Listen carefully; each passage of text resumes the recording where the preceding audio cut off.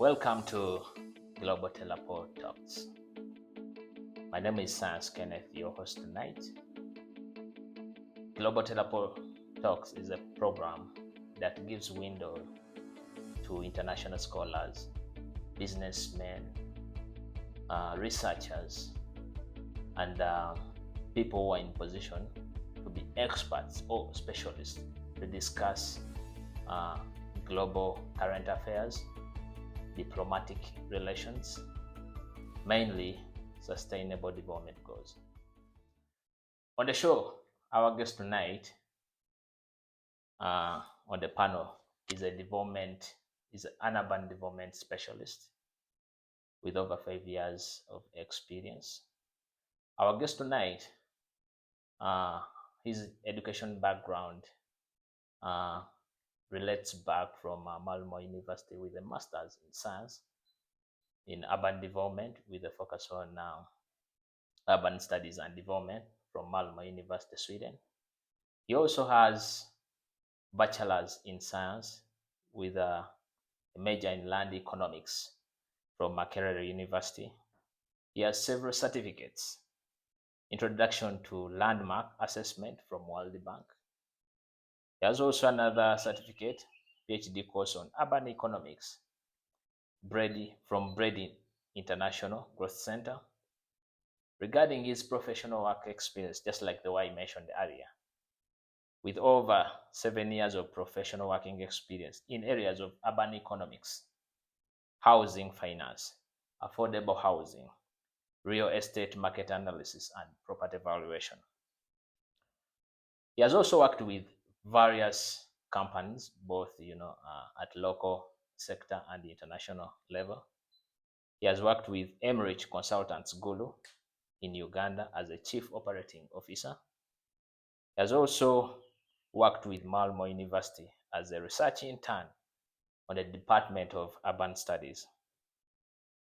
Internationally, he has worked with the REMAX Uganda chapter as a valuation surveyor.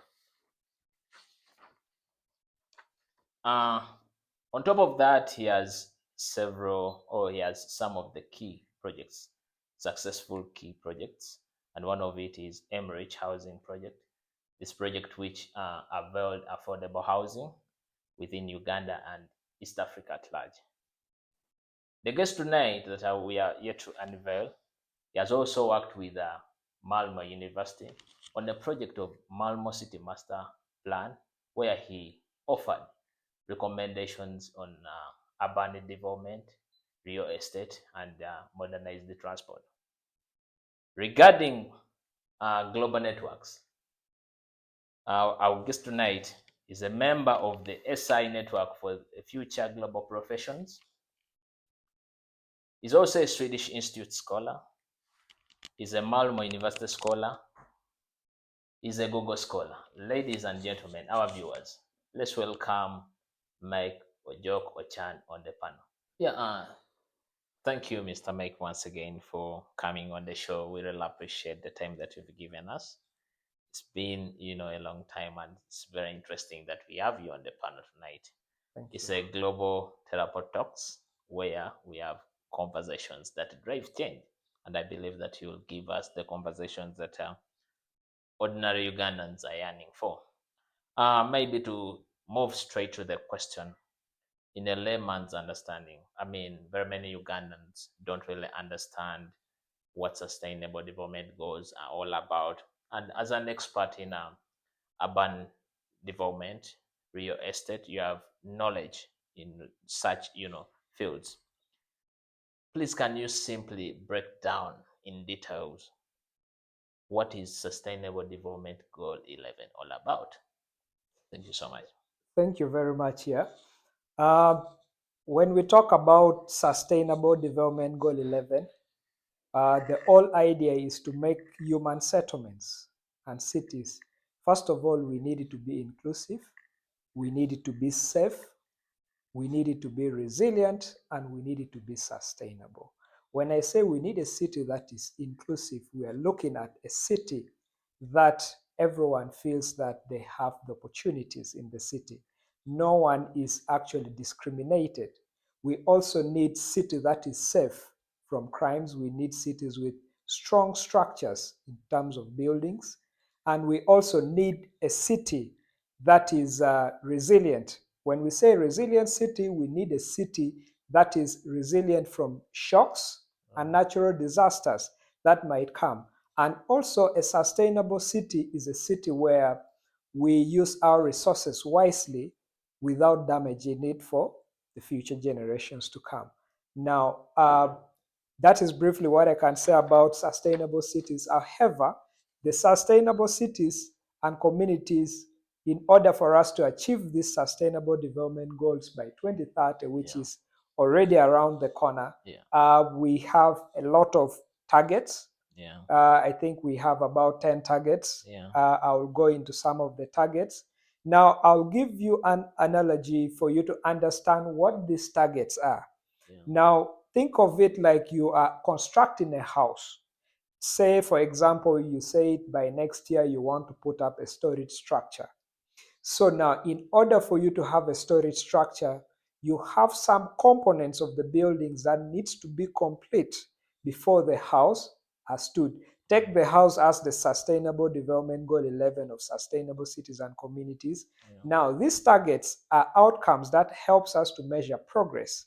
So, take for an example in a house, let's say we need to have an elevator, we need a staircase, we need a modern kitchen. Yeah. So take for an example, those are the targets. When you have all those things in order, it makes up the whole house. So if we achieve these specific targets by 2030, then we would say that we have achieved the Sustainable Development Goal 11 of Sustainable Cities and Communities. Now, if you could allow me, let me go further into what these targets are. Okay. Now, in order for us to have a sustainable city and community, now one of the targets is having safe and affordable housing. Yes. Now, when we talk about a safe housing, we need houses that are strong, that they are strong in terms of they're not very damaged.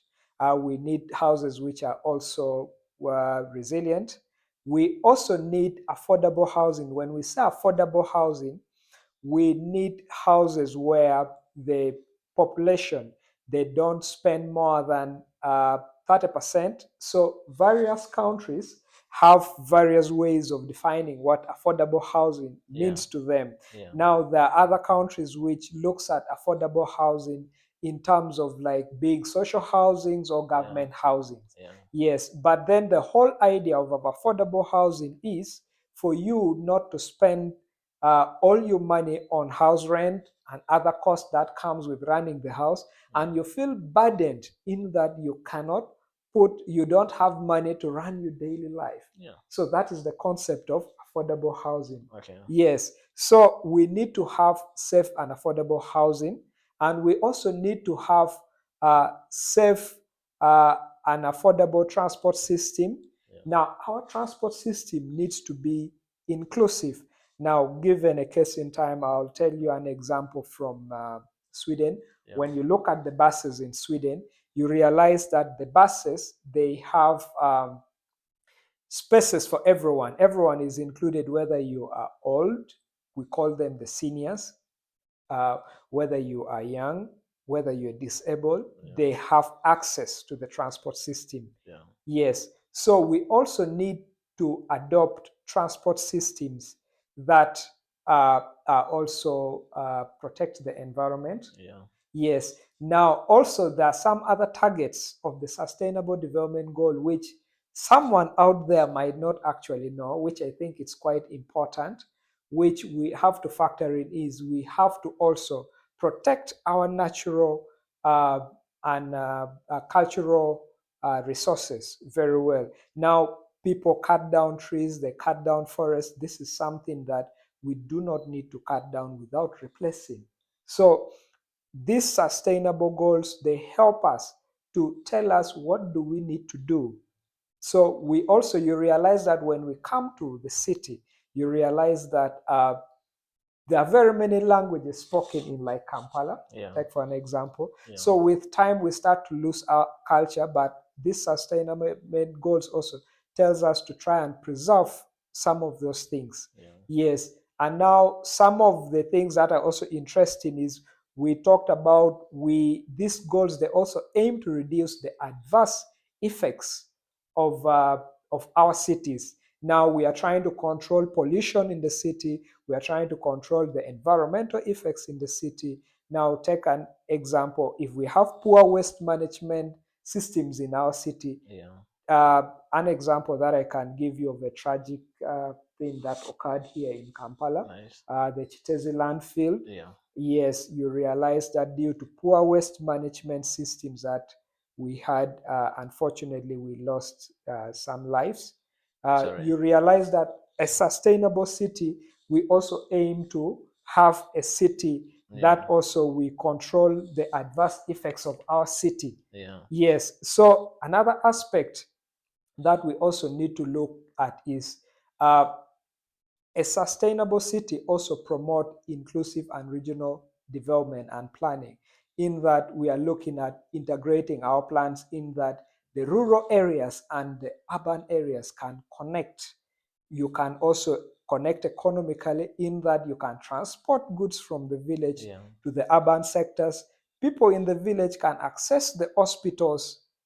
Then also, there are very many aspects under this that we can also go in depth. But one interesting thing that I also want us, which I think it's very important for us to know, is Yeah. if we are building a sustainable city, we also need to have what we call inclusive and sustainable urbanization. By this, what do we mean? We organize a city knowing that we meet the needs of the people in the city. So we include people in participatory planning where we engage people. A country like Sweden, I like this thing I saw. There was a housing project, a place called Helsingborg, Yeah. where they had a project where what would happen is they had a house and a plan of what they're trying to develop. So they gave access to the community. You can come and voice in your opinion. You can say, I do not like this, maybe I like that. So I think we need to start engaging people into discussions that matter. We need to engage them into things that are also important for them. We also need to have a city that provide access to safe and inclusive urban spaces. We need to create urban and green spaces in the cities. When you look at a city like Kampala, Yeah. take for an example a city like Kampala, we do not have a lot of green and open public spaces where you can go and sit and rest.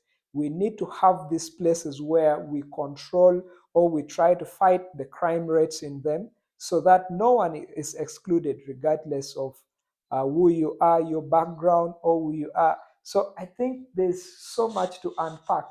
Yes, I think briefly that is what I can say. Yeah, thank you so much for giving an insight about Sustainable Development Goal 11. I mean, I for one have also learned about it. It's very very detailed, but the fact that you've given more detailed explanation, that's really very very good. Maybe you talked about inclusive cities. Would I be right if I may refer to inclusive cities as smart cities? And also on top of that, if you look at United Nations Sustainable Development Goal report of 2024, it shows or it reflects that in Eastern Asia, that's where most slum dwellers are, and this now the trend is moving towards the sub-Saharan Africa. So very interesting that right now we have an expert or a specialist in urban development who lives within sub-Saharan Africa. I mean, can you please explain more about the qualities of a smart city? What are some of the qualities that we may look at, and what are some of the indicators that we may refer to that actually we are moving towards attainment of Agenda 2030? Especially if you relate or if you refer to a city like Kampala, is it a smart city? Or do we have the indicators yet within Kampala to see that we are moving towards the attainment of a smart city? Thank you. Um, Thank you very much. You spoke about a lot of things, I would say, Yeah. but very important things. One of the things that I would like to reiterate one of the targets which says safe and affordable housing. It also looks at upgrading the slums. We need to contribute to upgrade the slums. Like you said it correctly, you realize that there's a very big population in the urban areas that live in slums, and this is a collective effort. Now, when you talk about a smart city, uh, first of all, a smart city is a city can incorporate components of a smart city, but it might not be a smart city. Now, to break it down, what a smart city is, allow me to go in depth about Yeah. smart cities and maybe give examples where possible. Yeah. Yeah. Yeah. I like to think of a smart city in this way. Uh, think of a smart city as a city that uses digital technology and relies on data to inform decisions to improve people's lives of the city. Now, you realize that they integrate information communication technologies and with Internet of Things. Yes, these are smart devices generally that are integrated to help get information, to help improve lives, and they're also very big on sustainability, Yeah. smart cities. Yeah. So you said, what are the elements of a The smart city? indicators. Yes. Which kind of, I mean, which kind of indicators can we look at, especially in sub-Saharan cities? Mm, For example, Kampala, mm, right? Ever since Sustainable Development Goals were launched, mm, and we are moving towards, actually 2030 is just near the corner. mm, What are, as an expert in urban mm. development, what are some of the indicators that we can look up to, and we say that now we are moving towards the attainment of Sustainable Development Goal 11? Yeah. Uh, it's a bit, when you talk about this in the concept of only one country, it's a bit hard because you need to have the data of that country. Okay. But the good news is, much as the Sustainable Development Goal of 2030, it's a bit tight and it's ambitious. The difference in terms of resources between developed countries and developing countries is a bit large. You realize that there are certain targets, like in terms of improvements and access to safe and transport systems. You realize that in countries, developing countries like Uganda, you realize that people who have access to those are about 3 out of 10, around 3 to 4. Yeah. But in developed countries, this number is quite high, close to about 8. Yeah. Yes. So you realize that when you do the average, it looks the improvement is there, but there's that disparity between the developed countries and the developing countries. So, me looking at a country like Uganda, what I can say is, in order for us to realize that we are making progress, now under each of these targets, there are indicators. One of the indicators that I can tell you is, when we are preserving our natural resources, we need to also see that what percent of the budget are we trying to allocate for that? Are we even allocating funds towards that? If we are allocating funds and using it for those things like preserving our natural resources, Yeah. planting trees, that's also an indicator which shows that progress is being made, because certain things maybe back in the days were not actually even being done. Yeah. But there are so many indicators that we can dive deep if maybe we had the time. But you talked about, I think you've asked me quite interesting questions that are not even addressed about the smart city. Yeah. I don't know if that is correct. Yeah. Yes. So going back into the smart city, you realize that smart cities, they use digital, they use data, and they are also very big on engaging the public. You realize that there are cities that involve the public in decision makings. Others, they use like apps, applications that you can have in your phone. And then you realize that they have smart buildings. So all this is, the goal is to improve lives, to support the efficient functioning of a city, and these have to work together, because a city that is not smart, these elements, you might have something small, but they're not integrated to work together. Now, I can give you an example of a city like Barcelona, which is a nice city that I love. Okay. Yeah, a city like Barcelona, they have what we call smart parking. Now, the smart parking, it's very nice in the sense that when you reach a parking spot, they're they're put under asphalts. They direct the driver to the space that is free for parking. You realize that the driver does not waste time to locate these parking spots. And the most interesting thing is they have been issuing about 4,000 parking tickets Yeah. in a day. Yeah. Yeah, they had been issuing about 4,000 parking tickets in a day, which I think it's very quite interesting. And Yeah. also, a city like Barcelona, they have what we call the street lights. The street lights, they have found a way to make it conserve energy, in that when there's no one, it dims, but when someone is coming, it turns on. So you realize that instead of having lights that will be on the whole night or the whole day, this one detects your movements Okay. and it dims. So I think those are some of the elements of the smart city. But one important aspect that I would like to also put it clear that in smart cities, they are very big on sustainability. Okay. Yes, and public engagement and use of data and information technology is very big in smart cities. So a city can be a city that is not smart, but it has elements of a smart city, because all these aspects has to be integrated to work together. Okay. Yes, to inform decision makings, because whatever decisions are being made, they're relying on data that these smart devices are providing. You can find that cities having smart traffic lights. A city like Copenhagen, for example, they have a system where if you're riding, I think about 18 kilometers per hour on the bike lanes where you're crossing, it just automatically turns green for you. So they encourage these kind of forms of transport which are green, which I think it's very good in our journey to achieve this SDG 11. Thank you so much, Mr. Mike, for that wonderful presentation and guidelines about smart cities. But my emphasis still is around smart cities. It's quite interesting, actually, how you're presenting these ideas.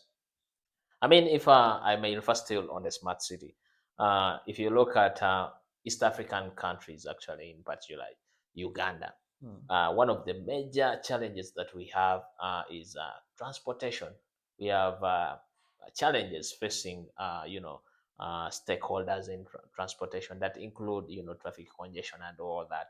As an expert in real estate and urban development, I mean, which kind of advice would you give or would you recommend Ugandans, to work upon improvement of the transport system in Uganda to make sure that we attain the sustainable development goal within 2030? Yes, I think uh, living in Kampala has given me a different perspective, Yeah. and also the international experiences that I have. I think I think first of all, this to me it's a collective effort. I wouldn't say it's one person's effort. Now, first of all, I would like to say that because a country like Uganda also struggles a lot with uh, funding, so I would also encourage I us mean, to. I'm sorry to interject, but I mean, would you think that adoption of transport systems like metros can be of help? I mean, can it be of help to reduce on the traffic congestion? And on top of that, do you think it is attainable if at all Uganda adopts the metro station system of trains and all that? Do you think it is attainable within the year 2030? That is quite interesting. Yeah, Yeah. you've made it clear.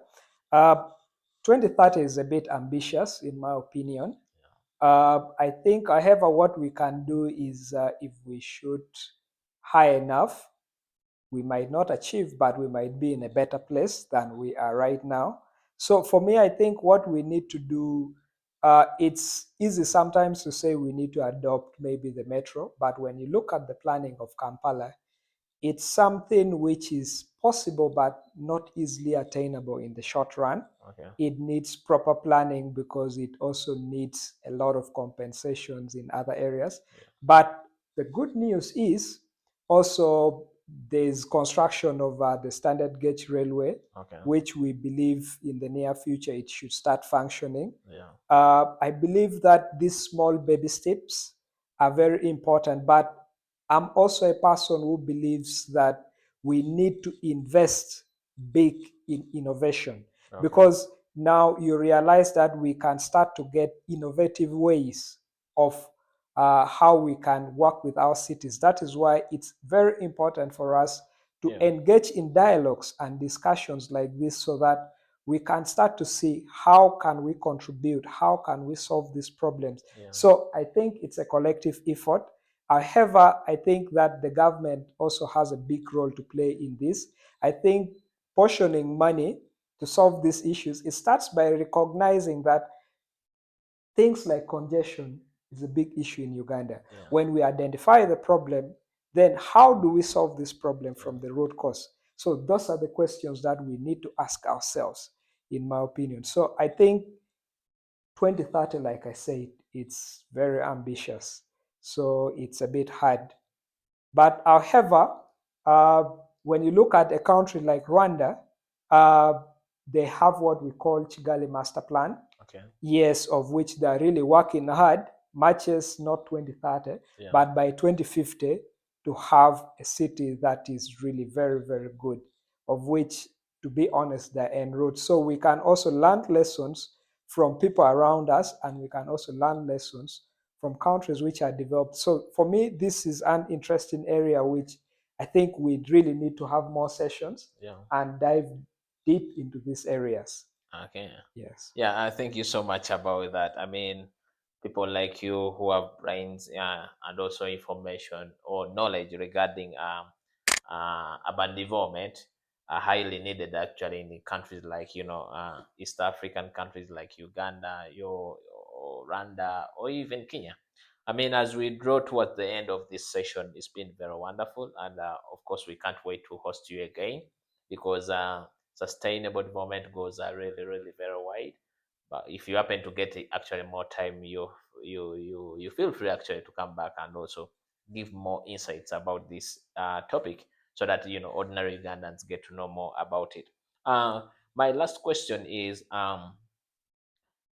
according still to the UN Sustainable Development Goals 2024, it is believed or it reflects that 1.1 billion people live in slums.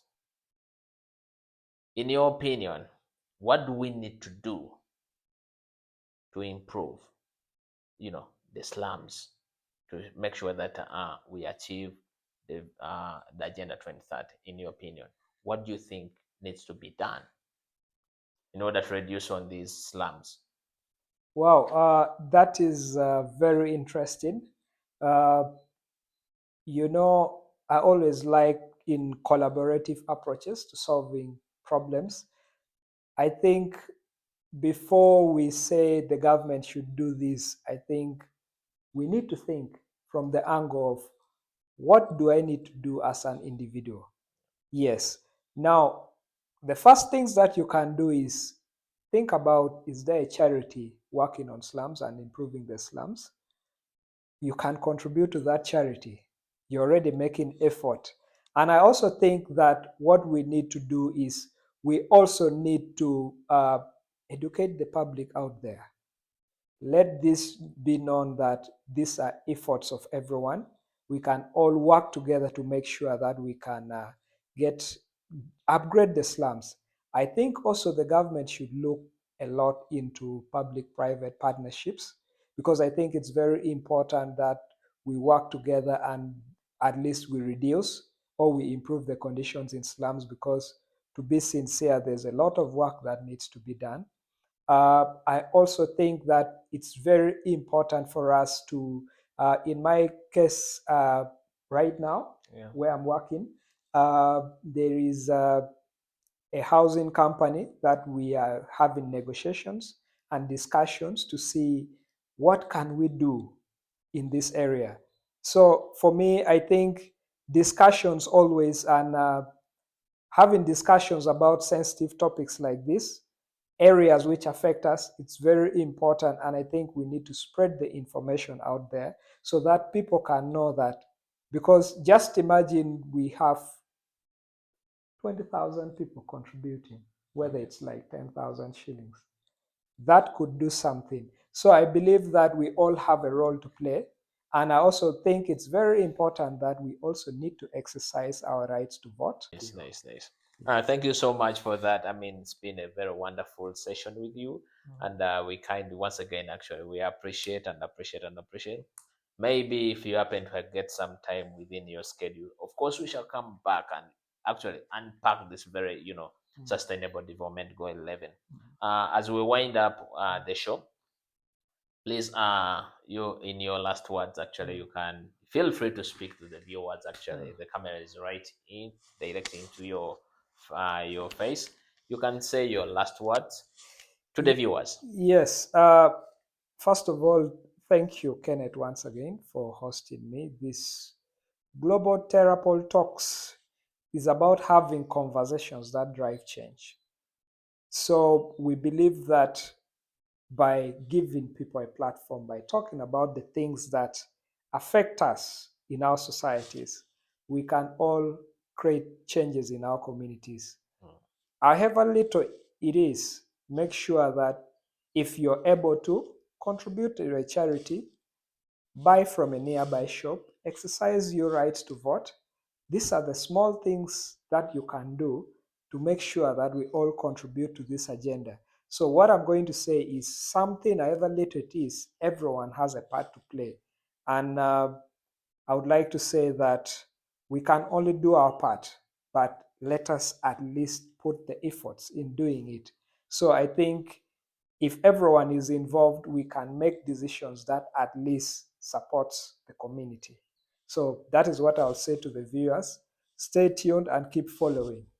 Thank you so much, Mr. Mike. It's been wonderful to hosting you on this show. Mm. Of course, this is a Global Telepo Talks, a Yes. platform that gives a window to international scholars, experts like you who have experience in urban development. The podium here gives room to any specialist to come and discuss. Actually, here at the Global Teleport Talks, we have conversations that drive change. And we are looking forward actually to have conversations that drive change. It's been a wonderful session, our viewers. Till next time, this is Global Teleport Talks, conversations that drive change.